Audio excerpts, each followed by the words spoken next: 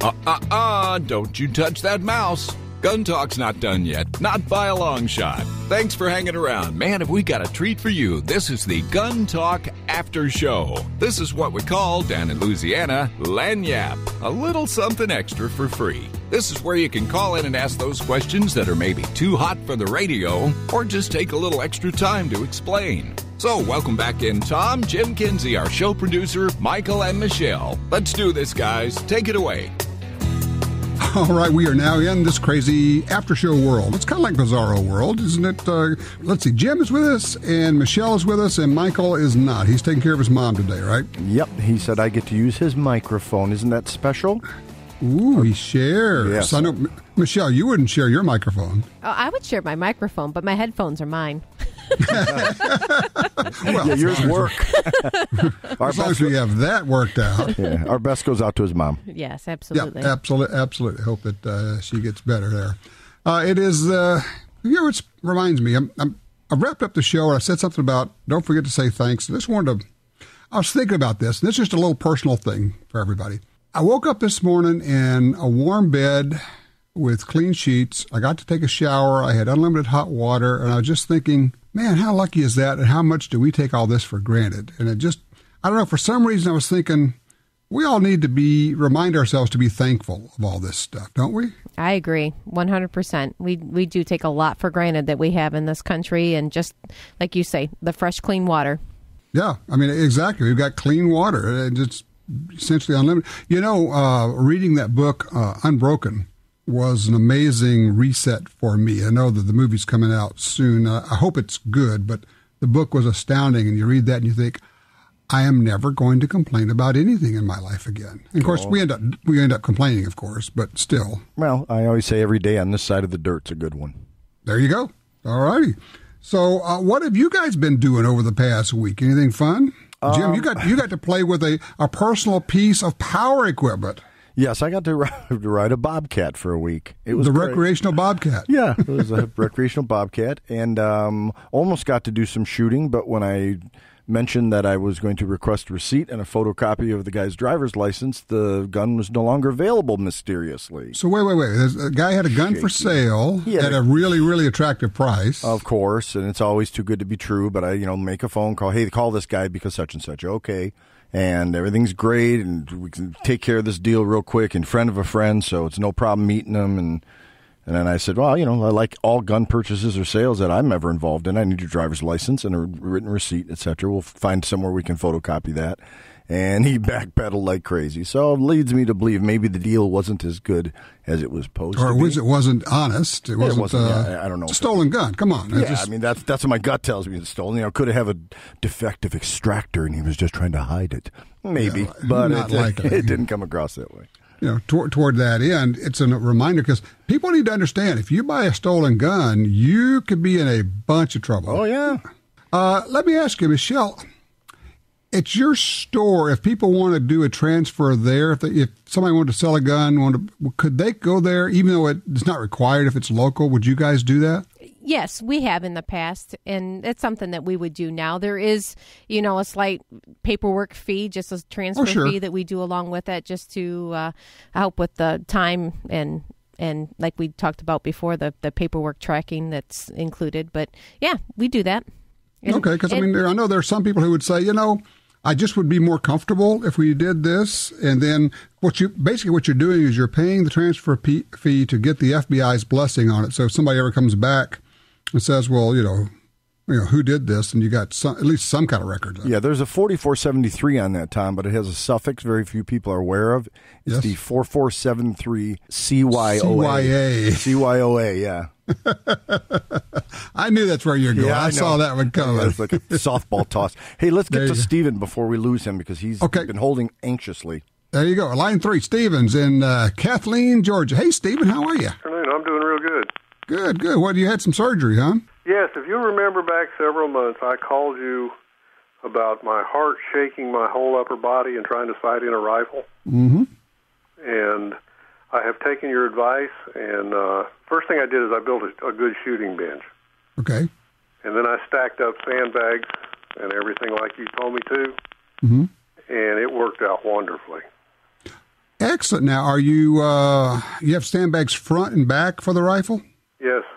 That is the ticket, man. I'm telling you, sandbags, you get that gun all nestled in, and you got to kind of work them a little bit, squish the gun down in them, but you get it pretty close, and then when you're ready to shoot, the gun's just not moving. So what rifle are you shooting? Well, I'm shooting one of those adult pellet guns, 22 caliber. Yeah. What distance? About 60 feet. Nice. Okay. That's a decent distance for what I'm doing, which is pest control. Aha. What kind of pest are we talking about here? Well, they're gray and fuzzy. How about that? Yes. And they eat all the stuff out in your yard, yeah. Yeah, and they eat the ignition wires on your truck and everything else. Yeah. And I had a friend, actually, George Harrison, not the Beatle, but wrote a book called The Backyard Birdwatcher. And he was... the chipmunks in his place kept eating all the birdseed. He said, well, I'm going to trap these things. And so he started live trapping them and taking them away and letting them go. And he said he finally gave up when he got to, I think it was somewhere around 350 of them, and realized that all he was doing was trying to dip out the ocean. They just kept coming back in. The new ones would fill the space where he had taken the other ones out. So the good news of that is you'll always have targets. That's true. That's very true. I'm glad that it worked out. How's your heart? Well, it's doing really good. Actually, things have settled down a little bit, and I'm not shaking quite so much. Mm-hmm. I guess I'm just getting used to the new plumbing. I don't know. Yeah, well, it's a recovery period, and it takes a while. My dad had bypass surgery, so I'm familiar with the process at least a little bit. But look, I appreciate the follow-up call, letting us know that it worked for you. Sandbags definitely are the way to go when you want to have a nice, steady rifle rest. Thank you, Stephen. Appreciate that. Tom, you taught me a cool way to make sandbags. Yes. Why don't you describe it for the listening audience? Because I think it's really cool. Was the blue jean deal? Yeah. Yeah. Well, it's a budget, but it works. Way back when I was real young and I just couldn't afford all this fancy stuff, we would cut the legs off of an old pair of blue jeans, and you could sew them up, but I was so cheap and couldn't sew. I would just basically twist the end of a blue jean leg and then wrap it in a rubber band, fill it full of sand, twist the other end, wrap it up with a rubber band. Now I've got a sandbag, and those denim blue jean legs work pretty well. Yeah, I think it's cool. Did you ever do that? I didn't use blue jeans, but we had some canvas that we tried it with. Okay, well, that'll work. No, I still went out and bought some sandbags. Yeah. But in a pinch, you could do that, and if you know how to sew, you could certainly make that happen. And here's a sexist comment, Michelle. What do you know about sewing? Not much. I know to call my sister. Great. I am the only one here who has actually completed dressmaking 1 sewing class. So there you go. Okay. Let me tell you what. Everybody else was making dresses. I had to make a sport coat. It was the ugliest piece of clothing that's been worn in North America in a century. Maybe you should have tried out the dress. How's it been wearing for you? And with that, we're going to go to Frank in Talkeetna, Alaska on 2. Hey, Frank, how are you? Well, let's see. First off, if you're not going to tell us what gun is your special for this year, at least tell us the darn caliber. It starts with a 1. Starts with a 1, so it's 17? Well, it could be a 17, but there are some other digits it could be. No, it's... is it a 10? Yes, it is a 10. We have a winner! I was afraid of that, Tom. I know, you wrote me and said you didn't want it to be a 10, but it's a 10. Now... Golly. But if you don't like 10s, you could put a little bit bigger bullet. You could shoot an 11 in it, and it'll probably squish down. That'll work. I do have a humble collection of 10 semis. Okay. Well, but who knows? Maybe if you see it and you like it, maybe you'll add to it. I'm thrashing this thing and trying to get this thing ready. I thought I was going to have it ready for announcement last week, and the problem is what I don't want to do is I don't want to announce it, and then all of a sudden we can't get it out the door for 3 or 4 months. That would not be good. I hear you. Now that you told me the caliber, I'm happy. I'll wait. Okay, so tell me what you bought. Well, you were talking about Hanukkah, and I always call up when you're talking about Hanukkah.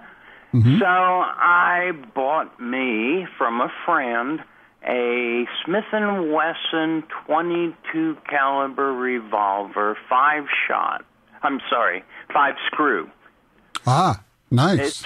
It's from the 50s. The bluing on the barrel and the frame are both very acceptable, but the cylinder bluing is trash.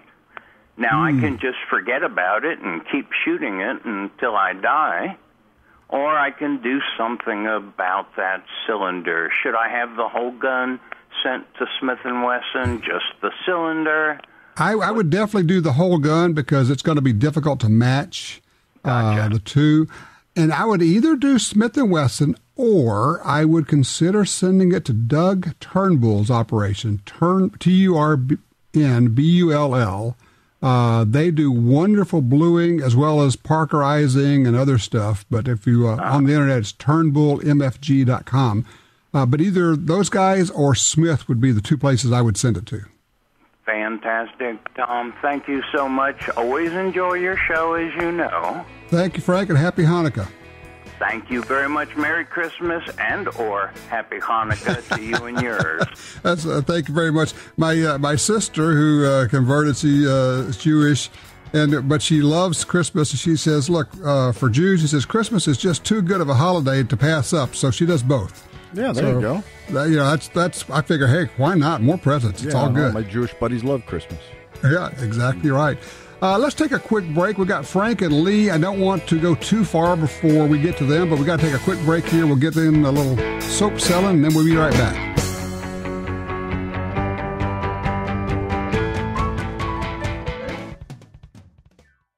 The Ruger LCRX is a variation of the LCR that features an external hammer, allowing it to be fired in single-action mode. The LCRX can also be fired in double-action mode. It features a monolithic frame made from aerospace-grade 7000 series aluminum, a patented Ruger friction-reducing cam that results in a smooth, non-stacking trigger pull, and a patent-pending polymer fire control housing that significantly reduces weight and helps reduce recoil. The Ruger LCRX Revolver, another rugged, reliable firearm from Ruger. All right, back with you here. I'll tell you what, before they get tired and go bye-bye, let's do this. Let's grab, it's Randy. We've got actually Randy on line 1 in Medford, Oregon. Hey, Randy, how you doing? I'm doing good. I have just a simple question for you. I have a friend that wants he's going to probably give me a couple, rifle and a pistol, or not a pistol, but a revolver, and what would be the process? Can you send them just through the mail to me, or would it be best to disassemble them and send them in parts? Or No, here's the deal. First of all, let's deal with the last part first. You can send all the parts except the frame, because the frame is a gun no matter what you do to it. It's never just parts, so it's always going to be a firearm if it's got a serial number on it. Okay. The way the law reads is he can mail long guns to you, shotgun or rifle, but he cannot use the U.S. mail to send you a handgun. He can, however, send a handgun via UPS or FedEx. Okay, good. Now, here's the deal. It's got to go overnight. Handguns have to go overnight. And some UPS offices, if they're an actual true UPS, I would go with FedEx. I prefer FedEx. I have a son that works with FedEx, so that would be easy. Okay, here's the deal. Some places when you go, they'll say, what's in it? If you tell them it's a handgun, they'll say, are you a firearms dealer? If you say no, they're not going to let you ship it. It's not the law. It's just their policy. Right. So the way that some people have been known, I am told, to get around this is there are a number of places that are like mailbox drop-off places that have, mailboxes and printing services, and they'll also take FedEx, those kind of deals. Put a label on it, prepaid, ready to go, drop it off at one of those places, go. Just make it overnight, send it FedEx, put the label on it, drop it off, it's good to go. How about, they don't x-ray that stuff, do they? Or? No, they do not. Okay. So, what's in it is not their business.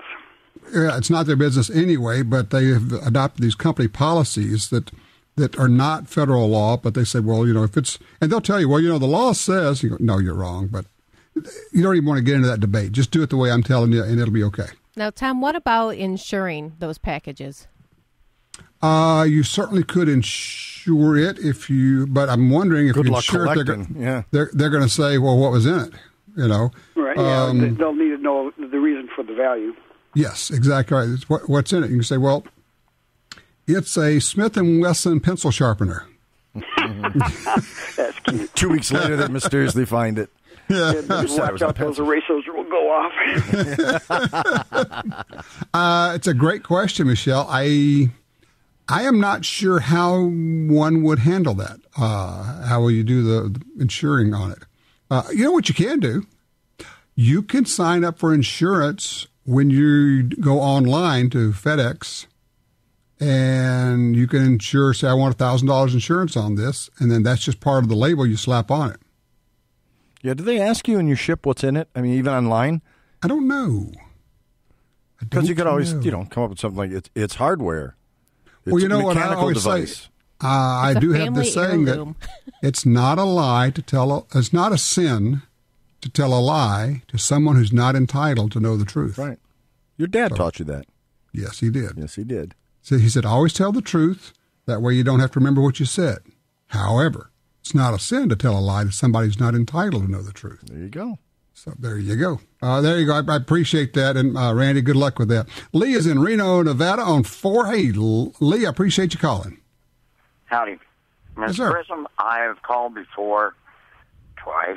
The first time I did call, the legislature was pushing through a bill on firearms registration, the gun show, lending firearms to people, and even in your will leaving firearms that everybody would have to undergo a gun check. Now they're going to do an end to run around your legislature. They're going to go to the ballot for let the public vote. And how this is also at the same time they have put in, much like Colorado, they are going to put in recreational marijuana on the same voting period. Okay. So they're going to draw that crowd, which I'm sure some are libertarians and don't, feel that because they get a freedom, they don't want to take others away. But I feel this is an end run around, like you said, and I just don't really know how that's going to be stopped. It absolutely is an end run around. Has changed to California. Well, it is an end run around because they know they have trouble getting it through legislatures, but they also know that they can fool the public. Remember the guy who kept saying that the way we'll get Obamacare passed is because the public is stupid and we can fool them. We can lie to them. Gruber. Well, that's what they do. They say, look, the public is stupid, and if I, Michael Bloomberg, throw $50 million at it, I can buy enough advertising, and I can lie, and I can tell people that all this is a simple background check when that's not at all what it is. And they know it works because it just worked in Washington State. They lied like crazy. They were able to either con the media into parroting their viewpoint, or the media just wanted to push this thing, which I think is probably more the case. And they got it passed. And now all of a sudden, the Fish and Wildlife people are sending out memos to hunter safety instructors and saying, you can't have somebody use your gun. You can't hand a gun to somebody at the range. That would be a violation of the law. You can't do this. You can't do that. Now they're going, oh my gosh, look at what all is in this bill. And of course, the gun rights people are saying, that's what we told you the whole time. You wouldn't listen. You didn't pay attention. You wouldn't get involved. And frankly, when you get outspent 7 or 8 to 1, the other side, I keep saying this, I go back to this, guys. Jim and Michelle, whoever controls the message controls the outcome. Oh, yeah. Absolutely. It's unfortunate. Explain to me, though. I mean, these are on the same voting period. There's a rec weed bill as well as these gun issues, or are they trying to combine it to one bill somehow? No, not one bill. But what they're going to do is by putting that referendum on the ballot, they attract a certain okay, that makes voter sense. group in. But I'm not sure that actually affects anything on the gun vote, because I think the Bloomberg, Bill Gates money will drive. They'll do the exact same thing they did before. And the other thing is, and this one is just the way it is, if you are of a certain age, they are operating under the radar by going to social media, and you're not even seeing it. You don't even know it's taking place. It's a massive, massive campaign on social media that you don't even see. And it's hugely effective. I've gone and signed up for the Moms Against Everything and everybody for Newtown. So you get all their stuff. I get all that stuff. There's not a day, not a single day that goes by that I don't get 2 or 3 emails from them. Every single day I get 2 or 3 emails from them about what they're doing with a plea for money. What they're doing with the plea for money. Today it came in. Today marks the 2nd anniversary of Newtown. And guess what's been done? What Congress has done about that? Nothing. We have to do blah, blah, blah. It just goes, it's a constant drumbeat over and over again. The problem that we face as being gun enthusiasts is the fact that we talk within our own group of people. We need to get it outside of our group of people, start that conversation, put money behind it, be active, like you say, be involved in these different gun rights movements. But we can't be afraid anymore to speak out. We can't be criticized any more than we are now. It's crucial that we get this. We might as well deserve the criticism if we're going to get it. Well, and we're the legal people that aren't breaking the laws. We're the good guys, no doubt. Right. But it's part of, and I've said this for 30 years, 40 years. Part of the gun owner's makeup is basically to want to be left alone, to not to get involved, to not tell people what they should do. And also simply to not seek validation from other people. Well, now, doesn't that tie into the social media thing? There's a lot of gun people that aren't in the social media thing at all. Absolutely. That's part of it. If you don't have 100 people who are friends with you on Facebook, you don't understand this. Right. And people who have that are so plugged in, they are checking Facebook not once a week, not once a day, not once an hour. Every 5 minutes. Every 5 minutes, every 5 minutes, every 5 minutes, every 5 minutes. What happens? What happens? What happens? Oh, you like my picture. It is their reality. Yep. It is their world.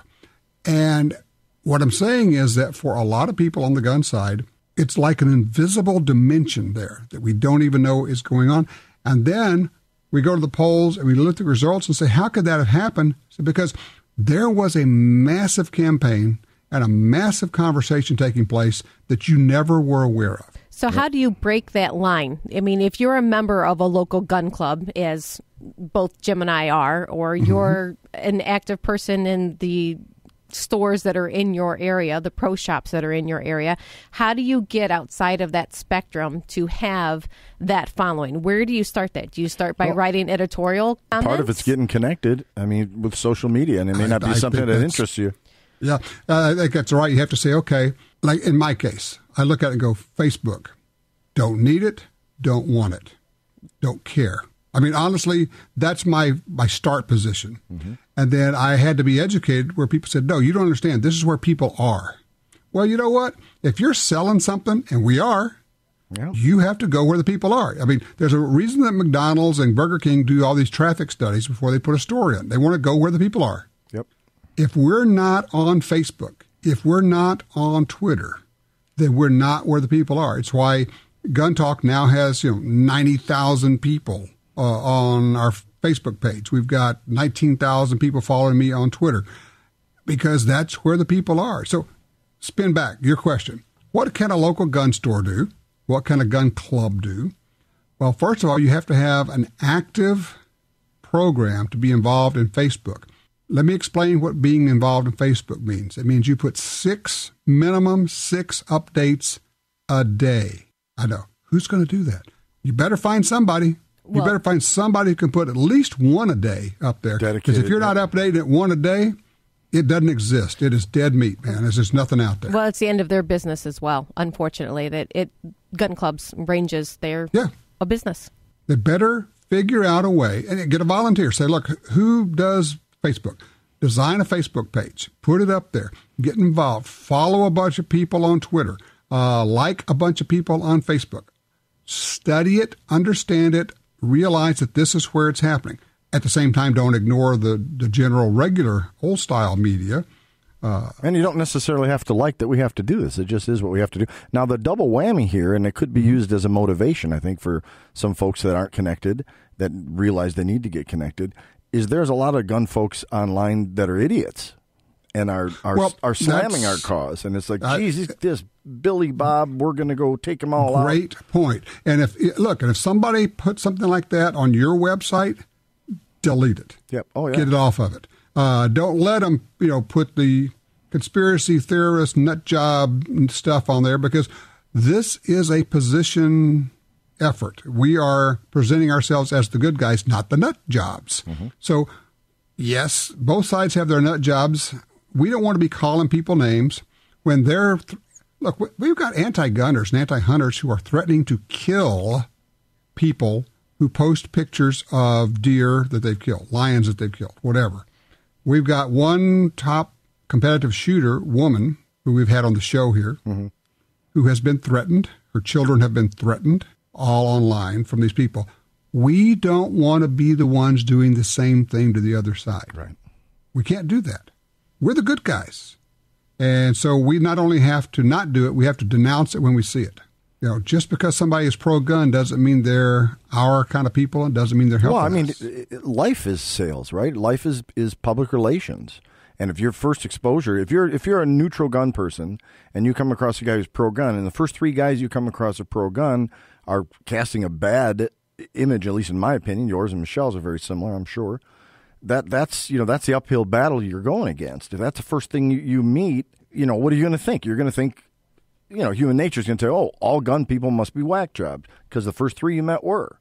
You may be way out in left field. Mm-hmm. Being a gun owner and being a CCW holder are definitely professions. I'm going to use my little finger air quotes here, but she is doing that, by the way. Yeah, she is actually doing that. But that is very much the way that we need to approach it. Like you say, Jim, you're clean cut, your nice clothes, things are hidden, put away. You're not ripping up your shirt to showing unkempt. You don't have your pants below your butt, right? Or anybody's butt, really. Well, I don't have my... I'm sorry. I just went to a long little trip there. I'm back now. Great visual, yeah. Oh, boy, thanks so much. But you're not making any kind of exposure of the presentation. The pistols that you're carrying or pistol that you're carrying or anything else. It's presentation. And we need to do it as a profession. So I guess I brought up that topic because as a profession, we need to be out there. And, unfortunately, the way to get it outside of our realm of people is to be on Facebook, because there's people that follow you that aren't necessarily 100% with your view. No, of course not. But, any business needs to be, any business that's not involved in social media is going out of business. Right. They may not know it, but they're going out of business. It's a necessary evil. You don't have to, like I said, you don't have to like it. You don't have to like it. You don't have to like to pay for advertising. But if you're not buying advertising, you're going out of business. Yep. It's like the guy who said, advertising guy I know, he would call on people and they'd say, well, we don't buy advertising. He said, well, look, so that's not a problem. He said, I'll come over and help you take your sign down. Oh, point made. Yeah. It's not a problem. He said, we'll help you take your sign down, because you are going out of business, whether you know it or not. And if you're not involved in social media, in everything, and Instagram, when we talk Facebook, it's funny. I have people now who say, oh, that's so 3 years ago. Right. We don't do Facebook anymore. Now we do Instagram. Mm-hmm. Well, okay. Well, whatever is the latest thing, you better be involved in it. Yeah, I'm still trying to open a MySpace account. What's wrong with me? There you go. My CompuServe account is not working like it used to. There's a blast from but I still have those AOL CDs they send out. And I'm connecting at 1200 baud. There you go, man. You're speeding along. Oh. Well, I guess all this circles back to making a commitment, does it not? Absolutely. It's a lifetime commitment. It's an every day, every week commitment. And Jim, I like the way you put it. We're all in sales. Actually, everything, if you think about it this way, everything is sales. If you're trying to persuade somebody to do anything, you could call that sales. Yeah, well, a term I throw around all the time is you and I and Michelle, all of us, we're ambassadors. And it's not just for the sporting aspect. It's for the political aspect. It's for the rights aspect. You're an ambassador. If you're casting a real negative image, how do you expect to attract people? Or the people you attract are going to be, one of your own. The other thing is, reach out and speak to people. Turn around and smile. I cannot tell you how many times, If you start with a smile, it changes where the conversation goes. If somebody says something about, well, we got to do those universal background checks deals and the NRA, and you just take a deep breath and smile and start off with the word well, W-E-L-L. You go, well, it's funny how that helps set it up where you're not just blowing right in there and saying you're full of beans. You just kind of smile and go, well, and then kind of start off that way, and it takes some of the edge off. Right. Plus, it shows that you're really contemplating what they're saying and presentation. You're not blowing them off. Listening is good. If you got to be persuasive, you got to listen to what the other side is saying, and you go, well, I hear what you're saying, but really, unfortunately, that's not exactly what the facts are. And then you better have some facts. And then, dummy. Say dummy at the end of it. That usually helps a lot. Yeah, I think that's a good way to go, too. Mm-hmm. Yeah. Mm-hmm. Smooth. Well, the anti-gunners, the gun banners, are making a strong move in Nevada because they've said, okay, this is the place we think we can make this happen. They are going to go to Arizona. They're going to pick out a number of key states, and they're going to go state by state by state. And they're going to purchase a bunch of advertising, and they're going to lie about what the bills are. And the really hard part of all this for me, coming out of journalism school a million years ago, is that the media won't ask the questions. The media simply buys into it, and they don't report. They get on board, and they actually are doing advocacy journalism, and that's a problem. And I think one of the ways to address that, I was going to say attack that, but I don't think that's correct. One of the ways to address that is to try to get some one-on-ones with the reporters, with the editors, with the producers, and do this early. Not when you're reacting to a story. Too late. You need to get in there early. So if you're a gun club, you need to get them out there. You need to get involved. If you're a gun store, you need to get in front of it. What you need to do is become the source. Like Michelle, what you'd like is for whenever they're going to be doing a story on guns, whatever it is, that they always call you, whether it's to be interviewed or just hey, Michelle, what do you think about this thing? You become the the sounding board, the go-to person. Absolutely. That's amazingly valuable, but that only comes from trust. And that takes years. Takes years. But, sometimes it only takes months where you're contacted. Let me say, let's talk. Well, let me take you to lunch. Let me take you to the range. Can you come out here? Let me, or here's something you may not have heard of. If you feed them a cool story, now you become valuable. Hey, we've got a vet here who's lost an arm, but he's learning to shoot with one hand. And they'll go, well, that's a cool story. Or we've got a something that's up to feed them the stories, and all of a sudden you become a source. It's understanding what's in it for them. What are they looking for? Well, they're all looking for the next story that they can't find, so that's valuable. Well, we have to do it, too, because keep in mind, if you're in media, like our business, any other business, it's about money. So now if you've got the Bloombergs of the world outspending us 8-1, they're buying ads. You don't think they're going to vet each ad that they're running, right? They take the ad. They take the money. They don't run the ad. Right. It's not them running the ad that I have a problem with. It's their editorial positions and the fact that they won't cover or report on what the pro-gun side says. They simply don't cover it. Well, that's what I'm asking. Is there articles. A correlation there between it's almost biting the hand that feeds them? I think if somebody hands a radio station or TV station $20,000 or $50,000, do you think their reporters are then going to stomp on that? Well, there is an issue, is there not? Yeah, it's right. So all you can do is do what you can do. And of course, how about taking the Tom Gresham philosophy and contacting the news agencies that do pro-gun stuff and say, hey, thanks for telling the accurate side, and in other words, thanking when we do get the little bit of coverage here and there that's positive. Jump all over that too, not just like we talk about. You get good service at a restaurant, you say thanks. You've got a good positive gun story out there, whether it's Michelle's store, that kind of deal, whatever. Instead of saying, well, that was a pleasant, feel-good story, contact the media store. Hey, you guys got to run more of that stuff. There's another possibility here.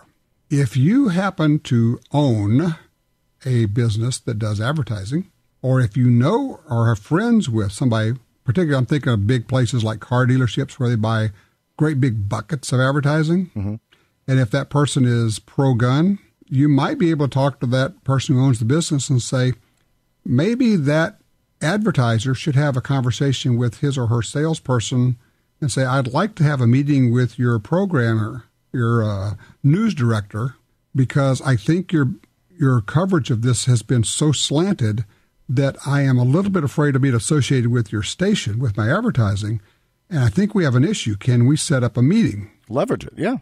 Leverage it's the same thing they're doing dollars. The other way, yeah. It's just dollars, man. And if they say, well, we're going to get all this money from Bloomberg, but if we lose you guys, we lose you for years. Right. We're going to get the money for this campaign season. And you say, here's the deal, guys. If I'm gone for a long time. And I like it. It's leveraging. And, but yeah, getting involved on a local basis, speaking to everyone you can talk to, and understanding that this fight is coming to you. And we're talking Nevada. People are going, they're tuning it out and going, it's not here. Yes, it is. They're already working in your state. I will guarantee you in all states right now, they already have their political action committees set up. They already have their design set up. They already have their laws set up, and they're sitting the referendum. If you have a state that has referendums, they have already been written. If you don't do referendums there, they already have the law, and they have it in a legislator's hands ready to be introduced.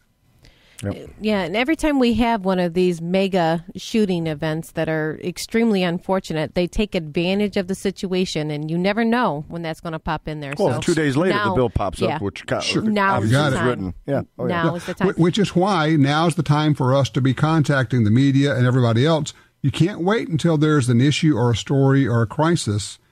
In the middle of one of those is not a time to be introducing yourself. And I'm going to put out there, too, don't be afraid to educate your teenagers or children in this aspect either. It doesn't need to be spoken necessarily in a school situation, although there are lots of times where government debate speech type classes that can be brought up and is effective tool, and you get out to a different spectrum of listeners. But, sometimes a child can make a much more poignant point than an adult can. Wow. That was deep. I know. And you're right. It's from a mom. I'm trying to look up. I'm looking up poignant. What is that word again? Poignant. Poignant. There you go. Poignant. Don't point at that gun at me. Never poignant at anything you don't intend to destroy. But, I think people avoid that. They don't want their kids to talk about it. Where, my family's very active. It's what we have done since our children were, before they were born, quite frankly. Right. But, from a very early age, and our kids were out there, and you know what? They're extremely self-disciplined. They have responsibilities, unlike probably most children that were their ages, because of what they have been taught and what opportunities they had. And it's not because there was a lot of money thrown in their direction. It's what we spent time doing as a family. So, this topic can be brought up in that manner, just like having friends over for dinner. It doesn't have to be avoided necessarily. Yep. All right, guys. Well, let's wrap this thing up. I'm just hoping that people will listen and say, okay, it is. I believe it. It is here. It's not coming here. It is here wherever they are, and just start working on how do I get involved? How do I get my club involved? Your club should have a Facebook page. Your club should have a Twitter account. Your club should be doing outreach with social media. Lots of pictures, lots of videos, lots of links, and updates several times a day. That's what makes it work. Right. Be professional, be vocal. There you go. All right, guys. Next week, in the meantime, our festive holiday show. Christmas, holiday, yay. Hanukkah. We're going to... She's doing a happy dance here, Tom. You should see. Festivities. All right. Do the Christmas party on the air. Oh, yeah. Okay. All right. Next week, guys. See ya. Bye, Tom. So, how did you like basking in the glow of the Gun Talk After Show? I just made that up. We hang around and talk a little more after the radio show every week. You can get it on your computer, iPhone, iPad, and we have a new Gun Talk app that makes it real easy for your Android or iPhone. And we're always hanging out at guntalk.com. Next week, Tom, Jim, Michelle, and Michael will be hanging around after the radio show for another Gun Talk After Show. We hope to see you right here then. Bye.